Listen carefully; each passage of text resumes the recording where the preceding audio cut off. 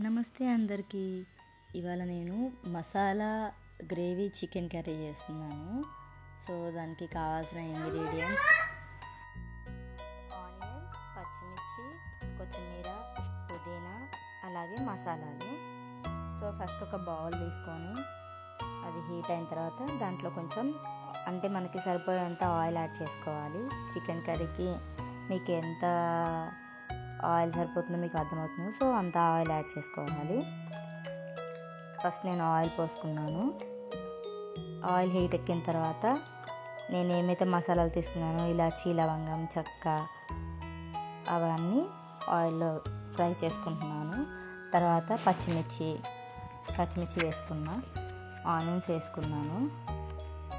అవి ఫ్రై అయిన తర్వాత కొత్తిమీర, పుదీనా మనం కట్ చేసుకున్న ఉన్నాయి కదా, సో కొత్తిమీర, పుదీనా అవి కూడా వేసుకున్నాను.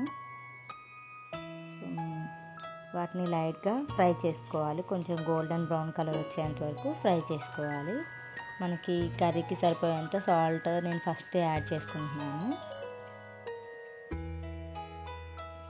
ఇప్పుడు మనం కడిగి పెట్టుకున్న చికెన్ ఉంది కదా, చికెన్ని అందులో వేసేసుకోవాలి. వేసుకొని బాగా మిక్స్ చేసుకోవాలి. కలిపి కాసేపు అలా ఉడకనివ్వాలి. సో కొంచెం చికెన్ ఉడికిన తర్వాత నేనైతే మసాలా ప్రిపేర్ చేసుకుంటున్నాను. చెప్పాను కదా మసాలా గ్రేవీ కర్రీ అని, దానికోసం మసాలా ప్రిపేర్ చేసుకుంటున్నాను. నువ్వులు, తర్వాత పల్లీలు, కొబ్బరి, ఇంకా గసగసాలు ఇవన్నీ నేను పేస్ట్ చేసుకుంటున్నాను. సో పేస్ట్ చేసి పక్కన పెట్టేసుకుందాం. చూసారు కదా ఆ పేస్ట్ పక్కన పెట్టేసుకొని చికెన్ అయితే నాకు కొంచెం ఉడికింది. ఇప్పుడు అందులో పసుపు యాడ్ చేస్తున్నాను. పసుపు, అలాగే కారం కూడా, అల్లం పేస్ట్, కారం ఇవన్నీ యాడ్ చేసుకుంటున్నాను.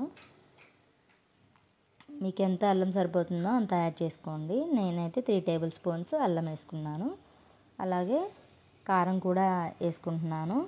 నేను కారం కూడా 3 టేబుల్ స్పూన్స్ వేసుకున్నాను.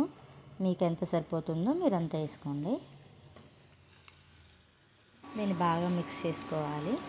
సో కర్రీ నాకైతే ఇలా సగం ఉడికేంత వరకు ఉంచుకున్నాను. ఇప్పుడు ఇందులో నేను ఒక స్పెషల్ ఇంగ్రీడియంట్ వేస్తున్నాను.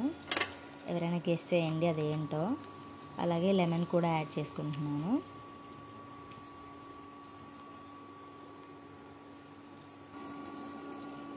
తర్వాత ఇందాక నేను ప్రిపేర్ చేసి పెట్టుకున్న మసాలా ఉంది కదా, ఆ మసాలాని యాడ్ చేసుకుంటున్నాను.